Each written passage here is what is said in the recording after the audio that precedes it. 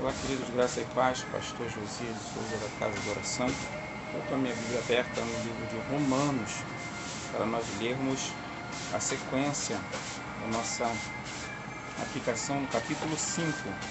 O versículo que vai ser hoje lido é o versículo de número 2, que diz assim: por intermédio de quem obtivemos igualmente acesso pela fé a esta graça, na qual estamos firmes e gloriamo-nos na esperança da glória de Deus. Nós temos esse segundo versículo. Nele nós encontramos o apóstolo Paulo afirmando que pelo sacrifício de Jesus Cristo, que trouxe a paz com Deus, os crentes da igreja de Roma, eu e você, estamos dentro dessa graciosa paz. E isso por intermédio da fé. A fé como uma mediação. A fé, como não é um fim em si mesma, é um meio, ela nos traz essa possibilidade de sermos inseridos no contexto salvífico por crer em Cristo. Mais uma vez nós vemos o apóstolo dando sequência a que a salvação não demanda exatamente das obras. Ele está fazendo um paralelo entre as obras da lei e a fé em Cristo. Os cristãos da igreja de Roma estavam sendo perseguidos para que voltassem atrás na sua confissão cristã e se voltassem às fábulas judaicas. Então, o apóstolo começa a inserir nele que a mediação cristã é feita pela fé e não por obras. E agora ele continua essa sequência, porque a palavra intermédio significa uma mediação, e somos salvos por intermédio da fé. Então a fé intermedia essa salvação, né? E quando fala intermédio, isso dá uma ideia de mediação de conflito, de intermediar uma briga, um problema. E no Éden nós tivemos esse problema, tivemos um conflito. Logo, a fé não salva, ela é o meio de adquirir a salvação. É como a mão estendida para receber algo. Sobre a fé, é dito que ela recebe o presente, a graça que Deus nos dá. E sobre a graça, essa graça de Deus, que é um favor que nós não merecemos, né? As construções teológicas mais antigas dizem que a graça é um favor não merecido. Não merecemos, mas Deus, por graça, por amor, por virtude, Ele nos dá. Então, essa graça de Deus, Ele faz isso, Ele é rico em graça, esse favor que Ele tem por nós, né? E quando eu digo isso, eu digo o verbo favorecer, pois sem isso nós estaríamos inevitavelmente perdidos, irremediavelmente perdidos. Então Deus usa a graça, Ele agracia, Ele de modo voluntário cria meios, formas para que nós sejamos salvos. A salvação, ela vem de Deus. A salvação não é algo dos homens, não são os homens que salvam-se a si mesmos. É Deus que toca no espírito humano através do Espírito Santo e possibilita essa salvação. Então, nós, ao sermos tocados por Deus e trazidos a essa realidade, estamos inseridos na paz com Deus. Muito bem. Então, você vê que essa graça veio por intermédio do nosso Senhor Jesus Cristo, como veio em Mateus capítulo 1, 21, que diz assim, olha, a respeito de Jesus: Ele é a salvação.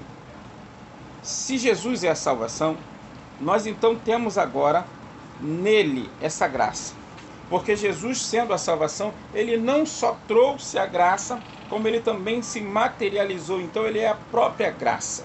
Ele é o verbo encarnado. A Bíblia diz que o verbo se fez carne e habitou entre nós. Perceba então que o próprio Deus, na pessoa de Cristo, Ele traz a graça. Muito bem.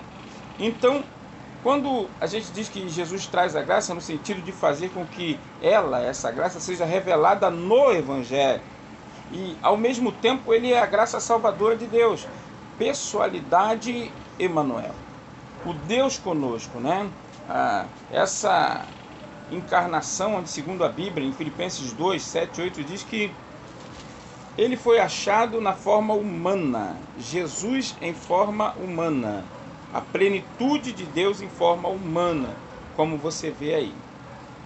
E o Deus homem, como é descrito também em Colossenses 2:9, como nele habita corporalmente toda a plenitude da divindade.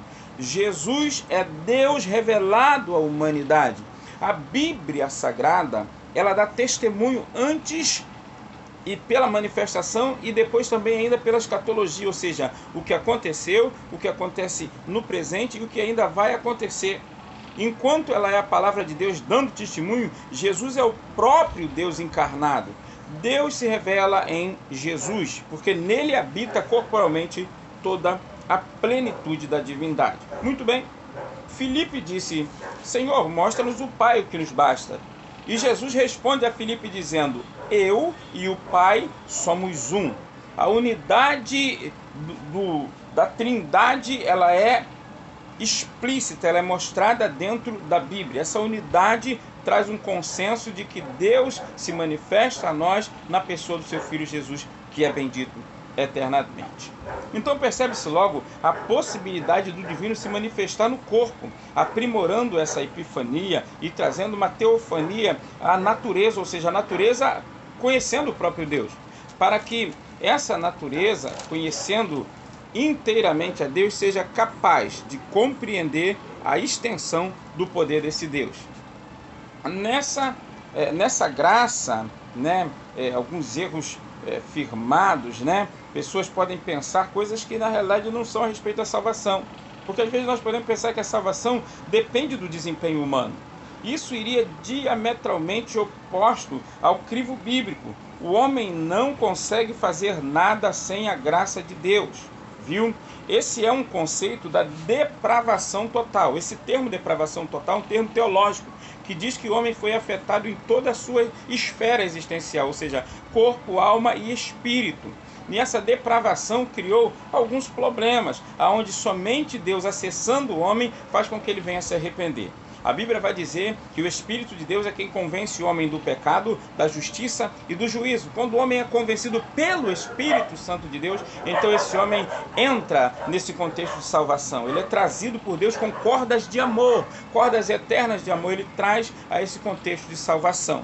Então, se você está orando por alguém para que haja salvação, fique tranquilo, porque o Espírito Santo de Deus vai tocar e vai trazer essas pessoas, porque ele conhece aqueles que são seus. E o nome dessas pessoas estão gravados na palma das suas mãos e no livro da vida. Então tenha tranquilidade, porque aquele que começou a boa obra em você, ele é fiel para terminar esta boa obra.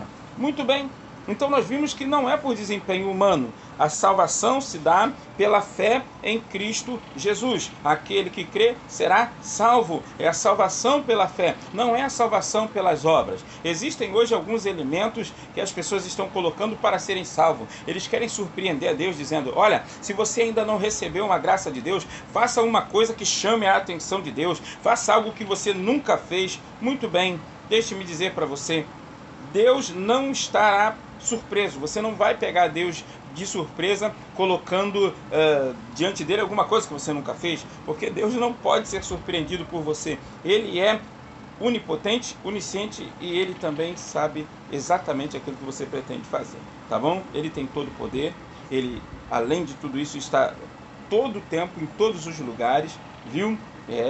Ele tem a ciência de tudo, são atributos de Deus: onisciência, onipresença e onipotência. Esses três atributos de Deus tornam ele totalmente diferente de nós, o totalmente outro que dizia Calbart, o próprio Bultmann, Rudolf Bultmann, e por que não dizer de Kierkegaard, o grande Kierkegaard, trazendo essa colocação do totalmente outro. Muito bem, Emil Brunner, por que não dizer de Brunner? O totalmente outro é algo que nós mesmos ainda não estamos totalmente inseridos nele, mas na salvação eterna estaremos com ele. Muito bem, se o homem não consegue fazer nada sem a graça de Deus, é pelagiana a ideia que é por mérito. É verdade.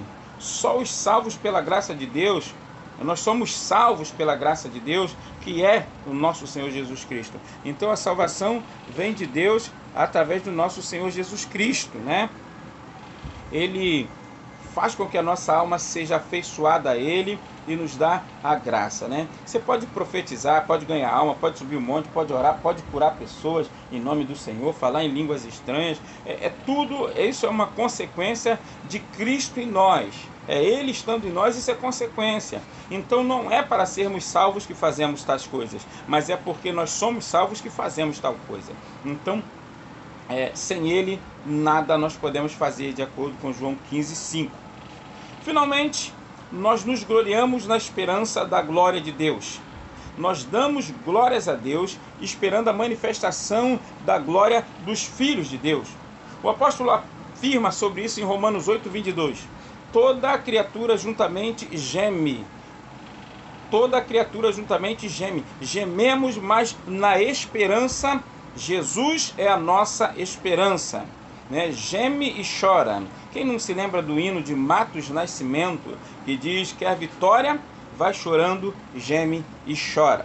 Muito bem.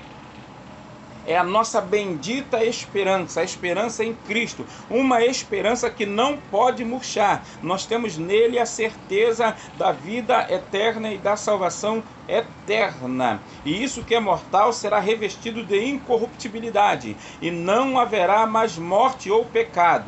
E Deus enxugará dos nossos olhos toda lágrima. Essa é a mensagem do Evangelho, e essa mensagem precisa voltar aos púlpitos das nossas igrejas, os nossos evangelismos, as nossas realizações diárias na igreja, para que todo o corpo, alma e espírito estejam plenamente preservados até aquele grande dia da nossa redenção, onde o nosso parente remidor, o nosso irmão mais velho, Jesus Cristo, nos tomará como resgate seu e nos porá à mesa com ele para as bodas do Cordeiro, onde seremos um com ele para todo o sempre. Maranatas, ora vem, Senhor Jesus. Que Deus abençoe sua vida rica e abundantemente. E na semana que vem estaremos dando continuidade a essa exposição bíblica do capítulo 5 do livro de Romanos. Você que já começou a nos assistir, tenha a graça de Deus, continue aí e nos ajude, viu? Nos ajude, nós precisamos sim que você nos ajude, dá o seu like aí se você gostou, tá? Sugere para nós alguns temas, vamos estar trabalhando, mas durante essa série, Romanos 5 está em voga. Falamos do versículo 1 e agora o segundo versículo, tá bom? E nos dias sequentes nós vamos estar falando aí do versículo de número 3, tá bom? Eu quero orar com você.